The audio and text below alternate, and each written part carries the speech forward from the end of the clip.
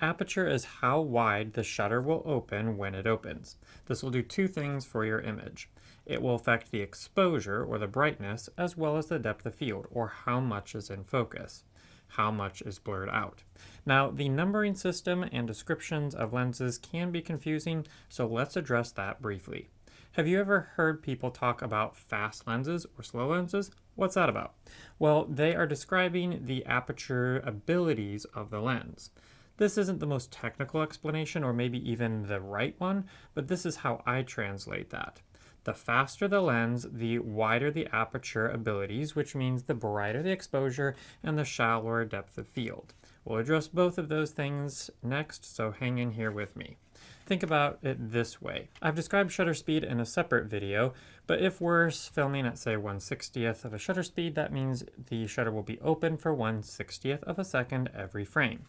Now if your aperture is say open at f11, it will only be open to something like this size, but if it's at 1.4, it'll be opened as widely as it can to something like this. But in both instances, it is only having to stay open for 1/60th of a second. So opening up more does not change the timing at all. If it's going to open up more, it's going to have to move faster to stay open at 1/60th of a second. It can be comparatively slower if it's only doing this for 1/60th of a second than if it's doing this. So when you hear that a lens is fast, it means it can achieve a relatively wide open aperture. Okay, great. Now, what does that mean? Two things. First off, it'll achieve brighter exposure and allow you to film in lower light. Think about it this way. The wider opening, you are letting more light in and more information to the sensor, but you are doing so at the constricted shutter speed, meaning the limited fraction of a second. More information means it can only get so much of that processed into actual focus. The rest has to be processed in less detail and sharpness. Think of it that the smaller the aperture, the more time has to gather things into focus. Now, technically, what I just said there is totally inaccurate. Aperture has nothing to do with processing capability. It's all about optics, but my description is a way that I personally think about it to interpret what is practically happening to my image. There is a great video in the description below that shows you exactly what is really going on to achieve depth of field that you can check out if you're interested after watching this one. However, keep in mind that aperture has nothing to do with field or view or how much of what is in front of you is within frame. Whether it is opening this much or opening this much, it's capturing the same width and height, but it's affecting how much depth is in focus. Most people like a blurred out background because it looks far more cinematic and higher quality. This means that you are looking for a faster lens or one with lower aperture numbers, like 2.8 versus 5.6. We'll talk about what those numbers mean in just a moment.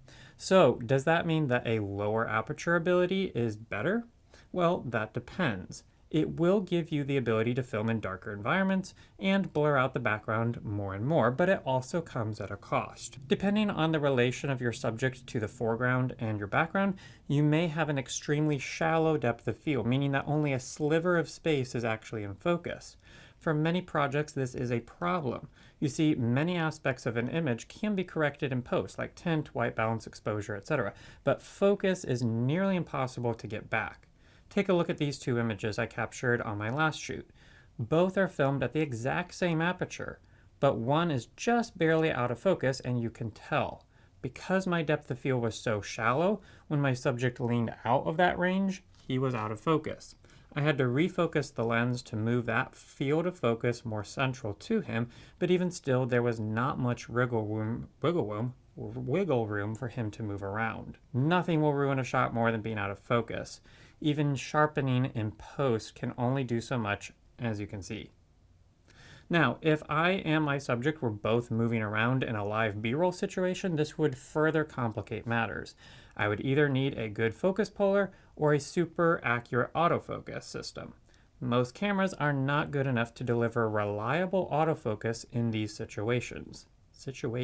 In fact, I've demonstrated on another video Where's that card? In fact, I've demonstrated on another video how off this autofocus system like the C100 Mark II can be. Only the most recent cameras deliver trustworthy results for a super wide open aperture.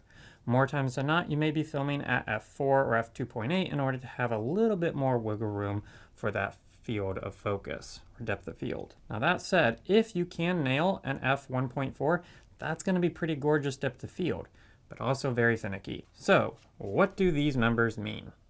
Each number describes the amount of light that is entering the lens. In fact, each numbered interval either doubles or halves the amount of light from the adjoining aperture. Now you will see that the standard f-stop number progression doesn't actually double at each interval. That's because we're dealing with circles, and what is being described is the area of the circle. To double the amount of light, we need to double the area of the circle, but that's different than the diameter of the circle. Because we have to multiply the diameter of the circle by the square root of 2 to get double the area, we're only doubling the diameter every other interval. But each interval is actually doubling the area of the aperture, thereby doubling the amount of light that is coming in. So why the weird numbers like 2.8, 4, 5.6, 8, etc.? Well, because aperture size isn't the only factor. The focal length of the lens is also at play here in determining the amount of light that hits the center. See, if we have a 20 millimeter aperture diameter on a 50 millimeter focal length, the lens is 50 millimeters away from the sensor and it's going to let this amount of light in. But if we put on an 80 millimeter lens, we've increased the focal length and we keep the diameter of the aperture the same, we're changing the amount of light that's reaching the sensor. It's actually shrinking. The numbered systems on apertures allows you to identify how much light is hitting the sensor so that at different focal lengths you're getting the exact same amount of light hitting the sensor. It's not describing the diameter of the aperture. So in order to keep your exposure the same when you're swapping different focal length lenses, you'll be able to use the numbered system of the f-stop to say you're getting the exact same amount of light with this different focal length. This is why longer focal length lenses, such as a telephoto lens, are going to be slower than wide-angle lenses. Wide-angle lenses will be able to let more light reach the sensor even if their aperture of their diameter is the same to a corresponding telephoto lens because they're changing the angle or the spread of that light. Make sense? So going back to our first lens and a later lens, if we want the same amount of light, you can see that our focal lengths are different. This is a wider angle lens, a smaller millimeter number, say a 50 millimeter, and this is an 80 millimeter lens. Well, in order to get the same amount of light on the sensor with these different lenses, we need to actually open up the aperture here to let more light in because the focal length is actually skewing this angle right here. So the aperture will actually read the same to get this amount of light. These apertures on these particular lenses may both read f4 because they're describing the amount of light that's hitting them, but the millimeters of the focal length or the millimeters of the lenses are going to be different, and the aperture's diameter, the actual size, is going to be different. But they're describing the amount of light hitting the sensor, and so the aperture will both read 4 because they're giving a mathematical equation of the focal length to the amount of light reaching the sensor. Wow, that was a lot. For a much more detailed and visual mathematical explanation, check out another video that I have linked in the description below. I'll set it to play from the middle portion of the video where he picks up on this part of the conversation, but I found it super helpful to understand what's going on here. Suffice it to say that the f-stop is a description of the amount of light being let through the lens to the sensor. The lower the number, the more wide open the aperture, thereby more light, brighter exposure, shallower depth of field, faster lens. The numbers we have are to give us consistent understanding of how much light is reaching the sensor from various focal lengths of lenses. Well, I hope this video was helpful for you because though I won't be seeing you in the next one, you're sure to see me. Rough.